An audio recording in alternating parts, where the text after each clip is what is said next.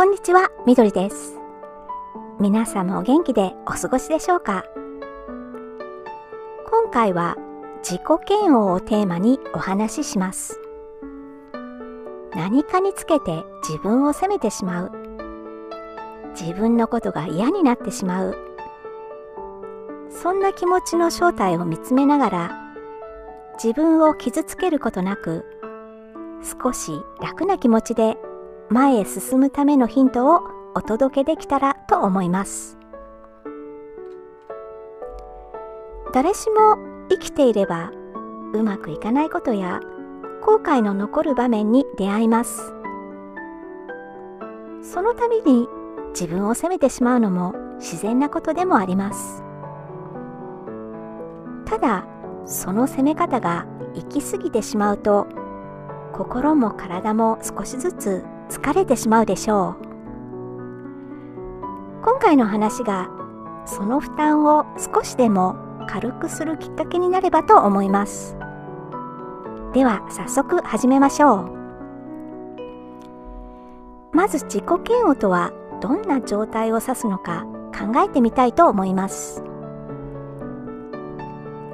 自己嫌悪とは、自分の言動や性格、能力に対して強い嫌悪感や恥ずかしさを感じて、自分はダメだ、自分は情けない、こんな自分が大嫌いだという否定的な気持ちにとらわれてしまう状態のことです。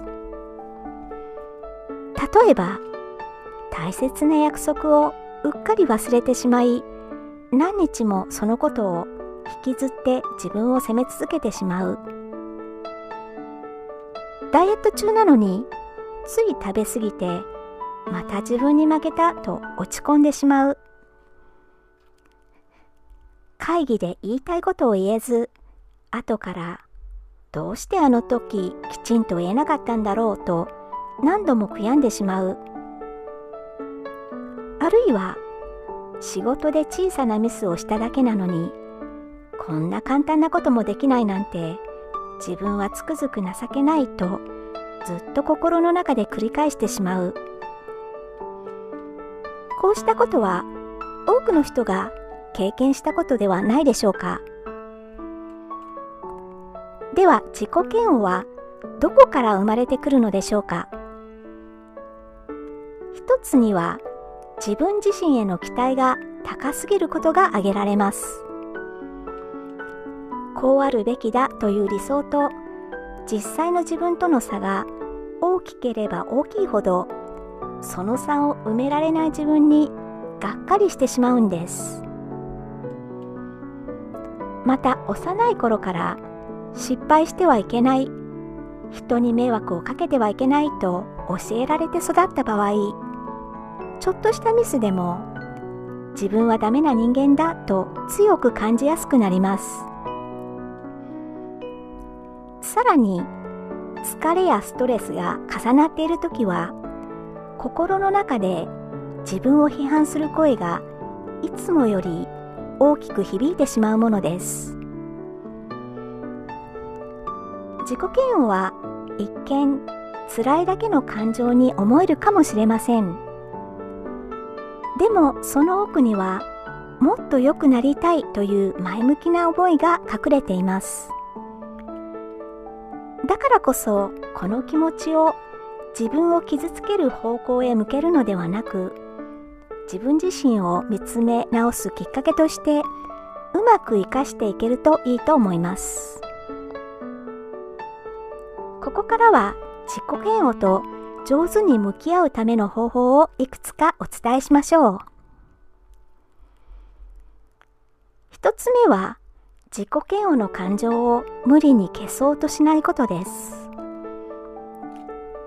こんな気持ち早く消えてほしいと思うものですが、そう思えば思うほど不思議とその感情は心の中で大きくなってしまいます。なので、まずは今自分の中にこの気持ちがあるんだなと、ただ静かに観察してみてください。つまりその感情から少し距離を置いて眺めてみるんです。感情を否定もせず、追い払おうともせず、ただあるものとして認めてあげてください。そうするだけでも心は少しずつ落ち着きを取り戻していきます。2つ目の方法は、自分にかけている言葉を見直すことです。自己嫌悪に陥っているとき、心の中の声はとても厳しくなっています。またできなかった。私なんて最低だ。そんな言葉を自分に浴びせていないでしょうか。自分を非難する言葉を自分自身に投げ続けていれば、自分は惨めな気持ちになってしまいます。そこでちょっと視点を変えてみてください。もし親しい友人が今の自分と同じ状況だったら、あなたは友人にどんな言葉をかけますか？きっと、悔しかったね。でも一度のミスで全部が終わるわけじゃないよと優しく声をかけるはずです。その優しさを今度は自分自身にも向けてあげましょう。言葉は思考を作り、思考は感情に影響します。自分への言葉がけを少し優しいものに変えるだけで、心の状態も少しずつ改善されていきます。3つ目の方法は、視野を広げることです。自己嫌悪がひどい時には視野が狭くなっています。自分のネガティブな面や失敗した部分ばかりが大きく見えて、うまくいってること、できていること、自分の良いところが全く見えなくなっているんです。まるでトンネルの中にいて、暗い壁だけを見つめているような状態です。自己嫌悪に陥った時には、今の自分はトンネルの中にいて、暗い壁ばかり見ている。つまり、視野が狭くなっていると考えてみてください。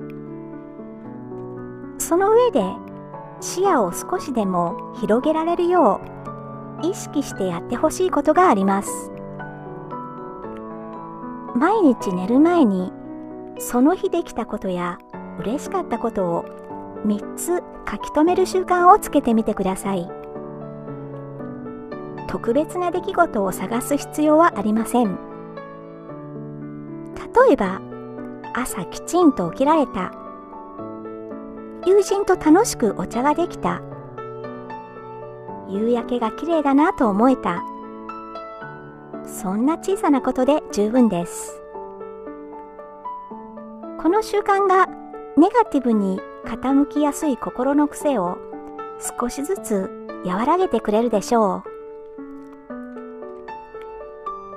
う。4つ目の方法は、生活習慣を整えることです。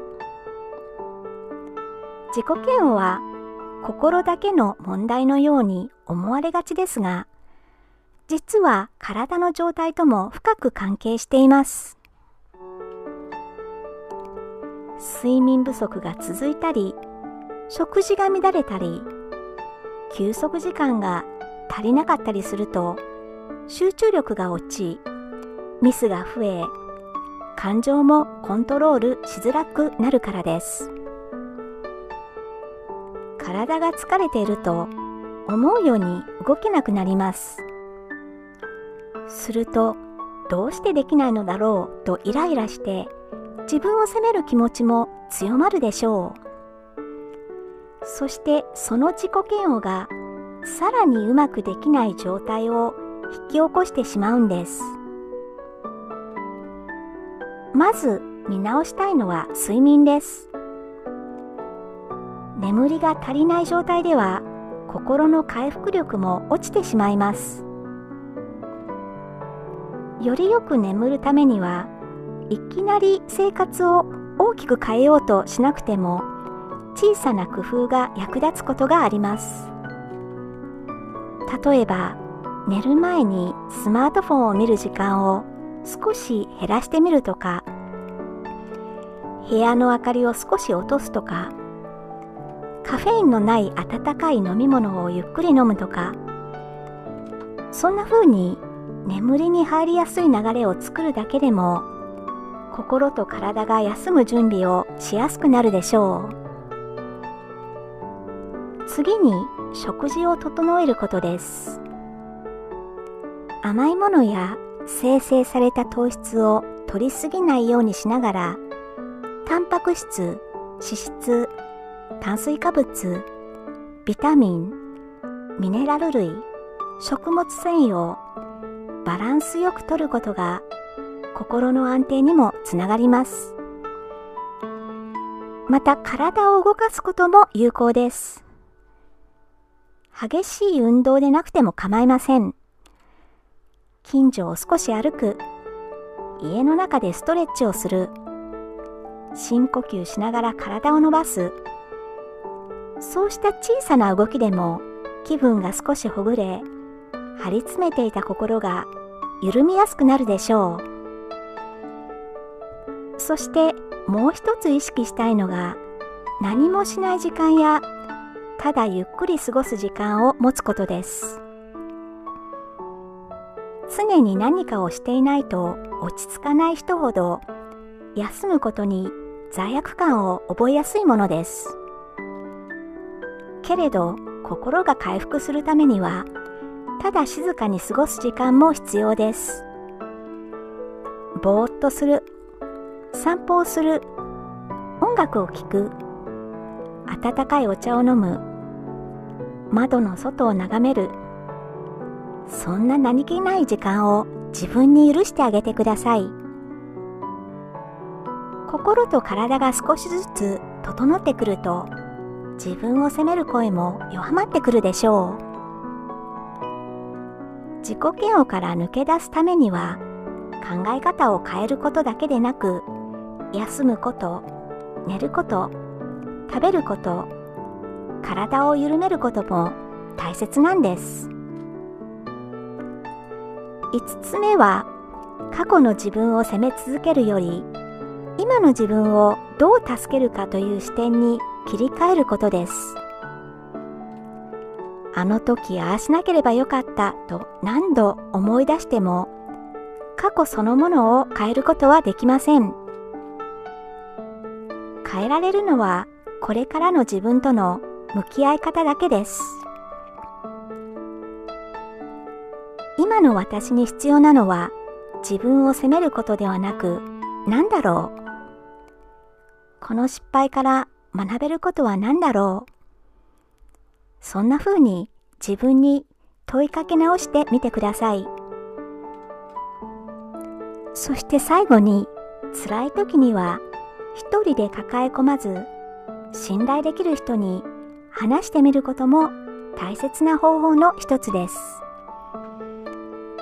すぐに解決策を出そうとせず、そうだったんだ、それは辛かったねと、ただ受け止めてくれる人に話すだけで気持ちが整理されることがあります。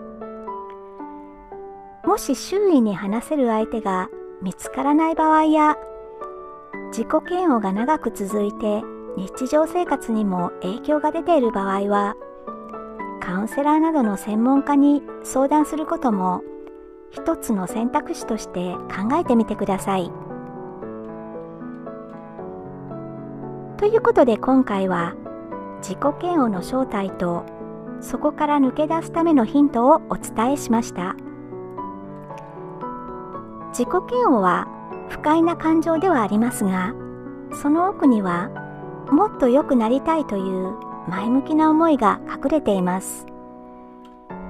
だからこそその気持ちを自分を傷つける方向へ向けるのではなく、自分自身を見つめ直すきっかけとしてうまく生かしていけるといいと思います。自己嫌悪から抜け出すためにできることは、嫌な感情を否定せず、ただあるものとして認めてあげること。自分にかける言葉を厳しいものから優しいものへと変えてみること。視野を広げて自分の良い面にも目を向けること。生活習慣を見直して心と体のコンディションを整えること。そして過去を責め続けるより今の自分を助ける視点へ切り替えることです。自分を責めるよりいたわる。自分を罰するより助ける。過去に縛られるよりこれからの自分を少し楽にする方法を考える。そんな風に自分への向き合い方を少しずつ変えていくことで心はゆっくりと回復していくでしょう。まずは今自分は苦しいんだなと気づいてあげることから始めてみてください。あなたはこれまで十分にその苦しさと向き合ってきました。これからは少しずつ自分を責める側ではなく自分の味方になる側に立ってあげましょう。自分を責め続ける毎日から自分を助ける毎日へ。その積み重ねがこれからのあなたをきっと支えてくれます。最後までお付き合いいただきましてありがとうございました。これからも時々心理学の学びをシェアします。応援していただけたら嬉しいです。よろしくお願いいたします。それではまた次回お会いしましょう。